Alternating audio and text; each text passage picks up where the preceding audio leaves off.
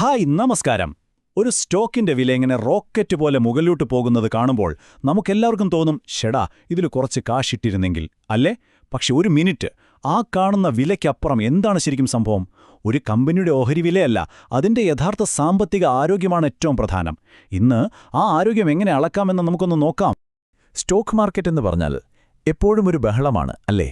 ടിവിയിലും ഓൺലൈനിലുമൊക്കെയായിട്ട് ഒരുപാട് വാർത്തകൾ, ടിപ്പുകൾ, ഊഹാപോഹങ്ങൾ. ഇതിൻ്റെയൊക്കെ ഇടയിൽ നിന്ന് ഒരു നല്ല കമ്പനിയെ, അതിൻ്റെ ശരിക്കുള്ള വാല്യൂ എങ്ങനെ നമ്മൾ കണ്ടുപിടിക്കും? ഇതാണ് ഏതൊരു ഇൻവെസ്റ്ററും നേരിടുന്ന ഏറ്റവും വലിയ വെല്ലുവിളി. അപ്പോൾ നമ്മൾ ചോദിക്കാൻ പോകുന്ന ഏറ്റവും പ്രധാനപ്പെട്ട ചോദ്യം ഇതാണ്: ഒരു കമ്പനി ശരിക്കും ഫിനാൻഷ്യലി സ്ട്രോങ് ആണോ, അതോ ഈ കാണുന്ന വില വെറും ഒരു ഹൈപ്പ് മാത്രമാണോ? ഇതെങ്ങനെ നമ്മൾ തിരിച്ചറിയും? അതൊരു വലിയ കാര്യമാണ്. കാരണം ഈ സ്റ്റോക്ക് പ്രൈസ് എന്ന് പറയുന്നത് ഒരു മഞ്ഞുമലയുടെ തുമ്പ് പോലെയാ. നമ്മൾ കാണുന്നത് അതിന്റെ ചെറിയൊരു ഭാഗം മാത്രം. ശരിക്കുള്ള ശക്തിയും ചിലപ്പോൾ ഒളിഞ്ഞിരിക്കുന്ന അപകടങ്ങളും ഒക്കെ വെള്ളത്തിനടിയിലാ. അതുകൊണ്ട് ഒരു കമ്പനിയുടെ സാമ്പത്തിക അടിത്തറ എന്താണെന്ന് അറിയണമെങ്കിൽ നമ്മളൊന്ന് മുങ്ങി നോക്കണം. അപ്പോൾ ഈ ഒരു പ്രശ്നത്തിന്, അതായത് ആഴത്തിൽ നോക്കാൻ നമ്മളെ സഹായിക്കുന്ന വളരെ പവർഫുള്ളായിട്ടുള്ളൊരു ടൂളുണ്ട്. അതാണ് പ്യോട്രോസ്കി സ്കോർ. സിമ്പിളായി പറഞ്ഞാൽ ഒരു കമ്പനിയുടെ ഫിനാൻഷ്യൽ റിപ്പോർട്ട് കാർഡ്. ഇത് കണ്ടുപിടിച്ചത് ജോസഫ് പിയോട്രോസ്കി എന്ന പേരുള്ള ഒരു അക്കൗണ്ടിംഗ് പ്രൊഫസറാണ്. വളരെ ലളിതമാണ് സംഭവം. 9 കാര്യങ്ങൾ വെച്ചുള്ള ഒരു ചെക്ക് ലിസ്റ്റ്. ഈ 9 കാര്യങ്ങൾ പരിശോധിച്ച് ഒരു കമ്പനിക്ക് ഒരു സ്കോർ കൊടുക്കും, അത്രയുള്ളൂ. ഈ സ്കോർ വരുന്നത് 0 മുതൽ 9 വരെയാണ്. വളരെ സിമ്പിൾ. സ്കോർ കൂടുന്നതിനനുസരിച്ച് കമ്പനിയുടെ സാമ്പത്തിക ആരോഗ്യം മെച്ചമാണെന്നർത്ഥം. സാധാരണയായി 7 അതിൽ കൂടുതലോ സ്കോർ ഉണ്ടെങ്കിൽ ആ കമ്പനി വളരെ സ്ട്രോങ് ആണെന്ന് പറയാം. അതേസമയം 3 താഴെയാണെങ്കിൽ അതൊരു മുന്നറിയിപ്പാണ്, ശ്രദ്ധിക്കണം. അതെ, ഞാൻ നേരത്തെ പറഞ്ഞ പോലെ തന്നെ ശരിക്കും സ്കൂളിൽ നിന്ന് നമുക്ക് കിട്ടുന്ന റിപ്പോർട്ട് കാർഡ് പോലെ.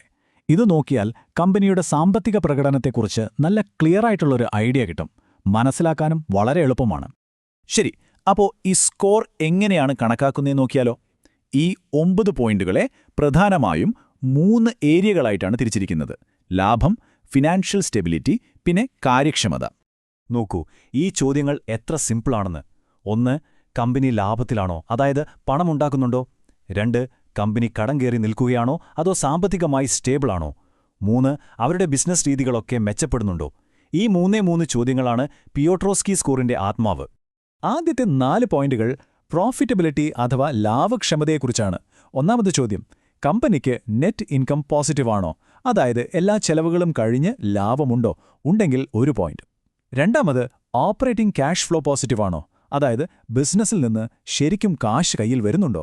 ലാഭം വെറും പേപ്പറിലൊതുങ്ങുന്നില്ല എന്നുറപ്പാക്കാനാണിത്. അതും ശരിയാണെങ്കിൽ അടുത്ത പോയിന്റ്. മൂന്നാമത്തേത്, റിട്ടേൺ ഓൺ അസറ്റ്സ് അഥവാ ROA കഴിഞ്ഞ വർഷത്തേക്കാൾ മെച്ചപ്പെട്ടോ, അതായത് കമ്പനിയുടെ ആസ്തികൾ ഉപയോഗിച്ച് കൂടുതൽ വരുമാനം ഉണ്ടാക്കാൻ പറ്റുന്നുണ്ടോ? ഉണ്ടെങ്കിൽ 1 പോയിന്റ് കൂടി. അവസാനമായി, ഈ ക്യാഷ് ഫ്ലോ നേരത്തെ പറഞ്ഞ നെറ്റ് ഇൻകമിനേക്കാൾ കൂടുതലാണോ? ഇത് നല്ല ക്വാളിറ്റിയുള്ള വരുമാനത്തിന്റെ സൂചനയാണ്. ഇതിനും അതേ എന്നാണ് ഉത്തരമെങ്കിൽ 4ാമത്തെ പോയിന്റും കിട്ടും.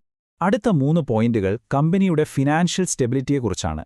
കടം, കയ്യിലുള്ള കാശ്, ഇതൊക്കെയാണ് ഇവിടെ നോക്കുന്നത്. ഒന്നാമത്തെ കാര്യം, കമ്പനിയുടെ ദീർഘകാല കടം കുറയുന്നുണ്ടോ? കടം കുറയുന്നത് എപ്പോഴും നല്ല ലക്ഷണമാണ്. രണ്ടാമത്, കറണ്ട് റേഷ്യോ കൂടുന്നുണ്ടോ, അതായത് പെട്ടെന്നുള്ള ബാധ്യതകൾ കൊടുത്തു തീർക്കാൻ അവരുടെ കയ്യിൽ ആവശ്യത്തിന് പണമുണ്ടോ? അതും മെച്ചപ്പെടുന്നുണ്ടെങ്കിൽ 1 പോയിന്റ്. അവസാനമായി, കഴിഞ്ഞ വർഷം കമ്പനി പുതിയ ഓഹരികൾ ഇറക്കി, നിലവിലുള്ള ഷെയർ ഹോൾഡേഴ്സിന്റെ മൂല്യം കുറച്ചോ എന്ന് നോക്കും. പുതിയ ഓഹരികൾ ഇറക്കിയിട്ടില്ലെങ്കിൽ 1 പോയിന്റ് കൂടി കിട്ടും. ഇനി അവസാനത്തെ 2 പോയിന്റുകൾ. ഇത് ഓപ്പറേറ്റിംഗ് എഫിഷ്യൻസിയെക്കുറിച്ചാണ്, അതായത് അവരുടെ ബിസിനസ് എത്രത്തോളം കാര്യക്ഷമമാണ് എന്നതിനെക്കുറിച്ച്. 1. ഗ്രോസ് മാർജിൻ, അതായത് ഓരോ വിൽപ്പനയിൽ നിന്നും കിട്ടുന്ന ലാഭം കഴിഞ്ഞ വർഷത്തേക്കാൾ കൂടിയോ? ഇത് കൂടിയാൽ 1 പോയിന്റ്. 2. അസറ്റ് ടേണോവർ റേഷ്യോ, അതായത് കമ്പനിയുടെ ആസ്തികൾ ഉപയോഗിച്ച് അവർക്ക് എത്രത്തോളം വിൽപ്പന ഉണ്ടാക്കാൻ സാധിക്കുന്നുണ്ട് എന്നുള്ളത്. അതും മെച്ചപ്പെട്ടിട്ടുണ്ടെങ്കിൽ 1 പോയിന്റ് കൂടി. അപ്പോൾ അങ്ങനെയാണ് ഈ 9 പോയിന്റുകൾ തികയുന്നത്. അപ്പോൾ ഈ പിയോട്രോസ്കി സ്കോർ ഒരു കമ്പനിയുടെ സാമ്പത്തിക ആരോഗ്യത്തിന്റെ ഒരു ട്രെൻഡ് നമുക്ക് കാണിച്ചു തരും. പക്ഷേ ഇത് കമ്പനി എത്ര വലുതാണെന്നോ മാർക്കറ്റിൽ അതിന്റെ വില എന്താണെന്നോ പറയുന്നില്ല. അതുകൊണ്ട് ഒരു കംപ്ലീറ്റ് ചിത്രം കിട്ടാൻ നമ്മുടെ ടൂൾ കിറ്റിലേക്ക് അത്യാവശ്യമുള്ള മറ്റു ചില കാര്യങ്ങൾ കൂടി നമുക്ക് ചേർക്കാം. അതിലൊന്നാണ് മാർക്കറ്റ് ക്യാപിറ്റലൈസേഷൻ, അല്ലെങ്കിൽ മാർക്കറ്റ് ക്യാപ്പ്. ഇത് സിമ്പിളായിട്ട് കമ്പനി എത്ര വലുതാണെന്ന് ഒറ്റ നോട്ടത്തിൽ നമുക്ക് പറഞ്ഞു തരും. പക്ഷെ ഒരു കാര്യം ഓർക്കണം, ഈ കണക്കിൽ കമ്പനിയുടെ കടമോ അവരുടെ കയ്യിലുള്ള കാശോ ഒന്നും വരുന്നില്ല. അതെ, അതാണ് അടുത്ത ചോദ്യം. മാർക്കറ്റ് ക്യാപ്പ് മാത്രം നോക്കുമ്പോൾ നമ്മൾ എന്ത് വിവരമാണ് മിസ് ചെയ്യുന്നത്? കമ്പനിയുടെ കടം. വലിയ മാർക്കറ്റ് ക്യാപ്പുള്ളൊരു കമ്പനിക്ക് ചിലപ്പോൾ അതിലും വലിയ കടം ഉണ്ടാവാം, അല്ലേ? അപ്പോൾ കമ്പനിയുടെ ശരിക്കുള്ള മൂല്യം എങ്ങനെ അറിയാൻ പറ്റും? അതിനുള്ള ഉത്തരമാണ് എന്റർപ്രൈസ് വാല്യൂ. ഇത് കുറച്ചുകൂടി കംപ്ലീറ്റ് ആയിട്ടുള്ളൊരു ചിത്രമാണ്. ഇത് മാർക്കറ്റ് ക്യാപ്പിന്റെ കൂടെ കമ്പനിയുടെ മൊത്തം കടം കൂട്ടും. എന്നിട്ട് അവരുടെ കയ്യിലുള്ള കാശ് അങ്ങ് കുറയ്ക്കും. ശരിക്കും പറഞ്ഞാൽ ആ കമ്പനിയെ മൊത്തത്തിൽ വാങ്ങണമെങ്കിൽ എത്ര പണം കൊടുക്കേണ്ടി വരും എന്നതിന്റെ ഒരു ഏകദേശ കണക്കാണിത്. ഇത് കുറച്ചുകൂടി കൃത്യമായ ഒരു വാല്യൂ ആണ്. ഇനി നിക്ഷേപകർക്ക് നേരിട്ട് കയ്യിൽ കിട്ടുന്ന ഒരു വരുമാനമാണ് ഡിവിഡൻഡ്. അപ്പോൾ ഡിവിഡൻഡ് ഈൽഡ് എന്ന് പറഞ്ഞാൽ നമ്മൾ ഇൻവെസ്റ്റ് ചെയ്ത തുകയുടെ എത്ര ശതമാനം നമുക്ക് ഡിവിഡൻഡായിട്ട് എല്ലാ വർഷവും തിരികെ കിട്ടുന്നു എന്നതിന്റെ കണക്കാണ്. പക്ഷേ ഒരു മിനിറ്റ്, ഇവിടെ ഒരു ചെറിയ കെണിയുണ്ട്. വളരെ ഉയർന്ന ഡിവിഡൻഡ് ഈൽഡ് എപ്പോഴും ഒരു നല്ല കാര്യമാകണമെന്നില്ല. ചിലപ്പോൾ സ്റ്റോക്കിന്റെ വില വളരെ വല്ലാതെ ഇടിയുമ്പോൾ ഈ ഈൽഡ് പേപ്പറിൽ വളരെ ഉയർന്നതായിട്ട് തോന്നും. അത് ചിലപ്പോൾ കമ്പനി വലിയ പ്രശ്നത്തിലാണെന്നതിന്റെ സൂചനയുമാകാം. അതുകൊണ്ട് ഈയൊരു നമ്പർ മാത്രം നോക്കി ചാടിക്കേറി ഒരു തീരുമാനവും എടുക്കരുത്. അപ്പോൾ നമ്മൾ പിയോട്രോസ്കി സ്കോർ എന്താണെന്ന് കണ്ടു. Market cap, enterprise value, dividend yield, ഇതെല്ലാം നമ്മുടെ ടൂൾ കിറ്റിലിപ്പോൾ ഉണ്ട്. ഇനി ഇതൊക്കെ വെച്ച് നമുക്ക് എന്തു ചെയ്യാൻ പറ്റും? അതാണ് ഏറ്റവും പ്രധാനപ്പെട്ട കാര്യം. ഈ ടൂളുകളൊക്കെ ഉപയോഗിച്ച് മാർക്കറ്റിലെ ബഹളങ്ങൾക്കും ഹൈപ്പിനുമപ്പുറം ഒരു കമ്പനിയുടെ യഥാർത്ഥ സാമ്പത്തിക കഥ എന്താണെന്ന് നമുക്ക് വായിച്ചെടുക്കാൻ പറ്റും. ഇത് വെറും നമ്പറുകളല്ല, ഒരു കമ്പനി എങ്ങനെ പെർഫോം ചെയ്യുന്നു എന്നതിന്റെ കഥയാണ്. അപ്പോൾ ഇപ്പോൾ നിങ്ങളുടെ കയ്യിൽ ഈ ടൂൾസ് ഒക്കെയുണ്ട്. ഇനി നിങ്ങൾ ഏത് കമ്പനിയുടെ കഥയാണ് കണ്ടെത്താൻ പോകുന്നത്? അടുത്ത തവണ ഒരു കമ്പനിയെക്കുറിച്ച് പഠിക്കുമ്പോൾ അതിന്റെ ഓഹരി വില മാത്രം നോക്കി നിൽക്കാതെ ഈ ടൂളുകളൊക്കെ ഒന്ന് ഉപയോഗിച്ച് നോക്കൂ. അതിന്റെ ഉള്ളിലുള്ള യഥാർത്ഥ കഥ കണ്ടെത്താൻ ശ്രമിക്കൂ. അറിവോടെ തീരുമാനങ്ങളെടുക്കൂ. അടുത്ത തവണ കാണാം.